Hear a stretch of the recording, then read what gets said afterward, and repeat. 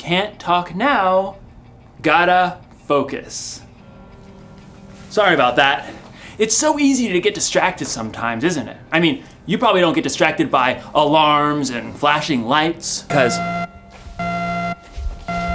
but there are a lot of things that can distract you.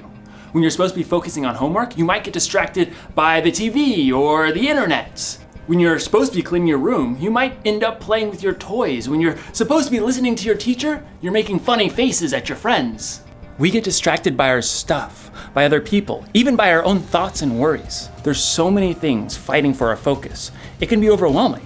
I mean, look at Nehemiah. He was rebuilding the wall of Jerusalem. He had enemies on the outside and people fighting with each other on the inside. It would have been so easy for him to get distracted, but he stayed focused. I mean, look at Jesus. There were a lot of things that could have distracted Jesus from doing what he came here to do, but he stayed focused on what was most important, saving the world and making it possible for us to have a relationship with God. Staying focused isn't always easy, but when you focus, you can get things done quicker and better. So, the one thing to remember today is this: stay focused on what needs to be done. If you need help, take a minute or two to talk to God before you have something you need to focus on, and try to steer clear of the things that can distract you. I'm putting you on silent, and when in doubt, consult the Space Travel Manual, if you have one. What do all the lights mean? All the lights, all the lights, all the lights, all the lights. Oh. Dance party.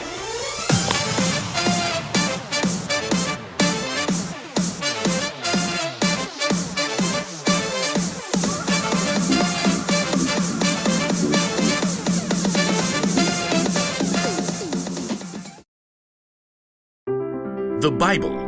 It's 66 books of history, stories, letters, and poetry that fit together to form God's one big story. The epic adventure of how He created us and loves us so much that He made a way to rescue us. As we travel through the Bible, from Genesis to Revelation, we discover people who met God and found their lives changed forever. Now, for an amazing story, inspired by the book of Nehemiah, chapters 2, 4, and 6. When Nehemiah traveled to Jerusalem and surveyed the broken down walls, he saw immediately what had to be done. We must rebuild. God moved the hearts of the people to join him. Let's get started! Hooray! But while the Jewish people were eager to repair the tumbled down walls and ruined gates, the people in the lands around them were not so thrilled. What do they think they're doing? A city with no walls stood open to attack. The people inside could never become a strong nation. The enemies of the Jews knew that if the wall of Jerusalem was rebuilt, the Jewish people might become a powerful enemy. They must cease and desist.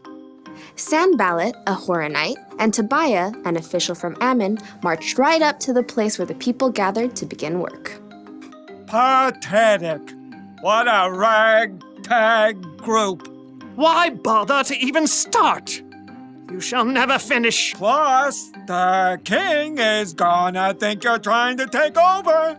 Nehemiah kept his cool. The God of heaven will give us success. We serve Him. So we'll start rebuilding the walls. Good luck with that. Nehemiah and the Israelites didn't need luck. They needed God's help. It was true that a few of the Jewish people were builders. Let's see. We've got priests, nobles, goldsmiths, perfume makers, farmers, grape growers, shepherds, any stonemasons. Well, let's get organized. Where he could, Nehemiah assigned each family group to work on a section of the wall closest to their home. Eliashib, you and the other priests will rebuild the sheep gate. Then, work on the wall up to the Tower of the 100. On it. Hassanah's family, I want you to work on the fish gate, lay its beams, and repair the doors with metal bolts and bars. We've got this. Nehemiah continued to give each family or group a part of the wall to rebuild. Old and young, men and women, they put everything they had to gather the fallen stones and hewing beams. In a short time, the wall began to rise again. Inconceivable! Sanballat and Tobiah were shocked to see the Jews actually making progress. They would mock the work to anyone who would listen. Do those Jews think they can make the wall new in a single day? Preposterous! The stones are all scattered and piled up like garbage. Suppose an itty-bitty fox tried to climb up on that excuse for a wall. Ah! The whole thing would fall down. Once again, Nehemiah ignored the heckling. Instead, he prayed as he worked. God, please listen to our prayer. Some people hate us. They're saying bad things about us. Don't hide your eyes from their guilt. With a burst of energy, the people worked even harder until the wall was half as high as it needed to be. Preposterous! Time for some action. Tobiah and Sanballat began to plot with the surrounding nations to attack Jerusalem before the wall could be finished. We must set guards day and night. Even with guards in place, enemies threatened, and the Jews were exhausted. There's rubble everywhere, and our enemies say that no matter where we are, they'll attack. Nehemiah refused to be distracted. He stationed families at the weakest parts of the walls, armed with swords, spears, and bows. Don't be afraid. Fight for your families. From that day, everyone carried their weapons, even as they worked. If you hear the sound of the trumpet, run to join us. God will fight for us.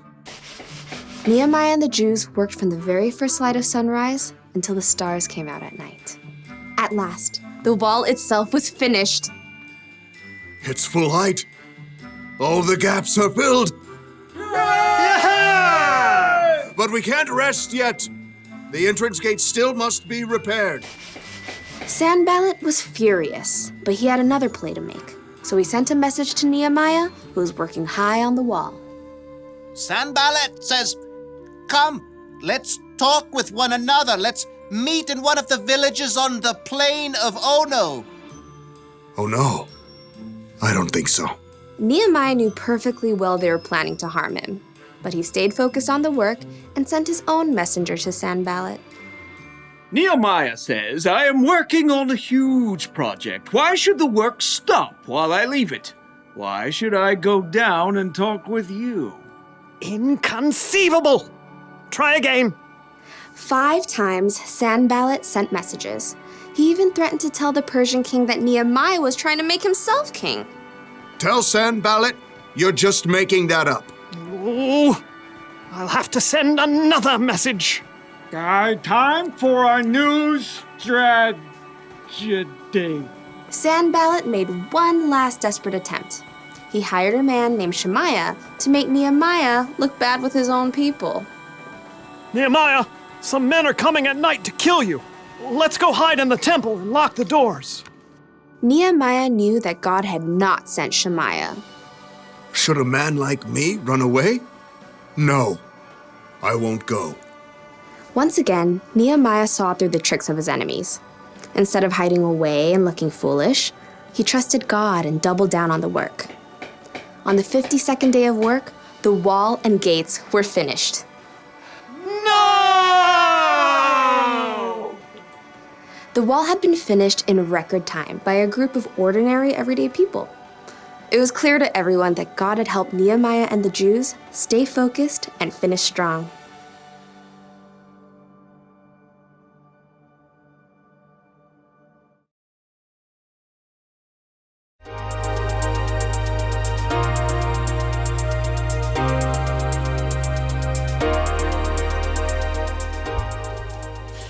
Good day, space travelers! It is I, Jacob, and I'm here to take you to the very edge of the universe, or at the very least, the very edge of initiative. Initiative is seeing what needs to be done and doing it.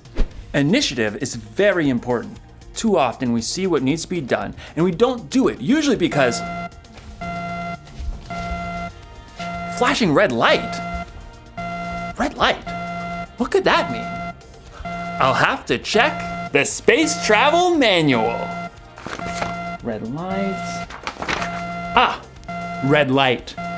Computer malfunction alarm. To reset computer, press the blue button. Okay, good.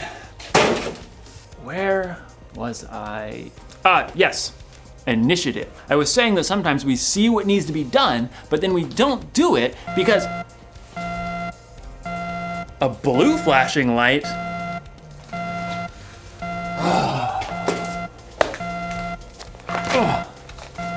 Blue light, blue light, blue light, blue light. Clogged toilet.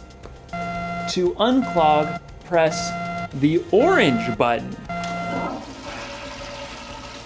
That'll do the trick. Man, it's really hard to focus around here. What I was saying was, a flashing orange light? Okay.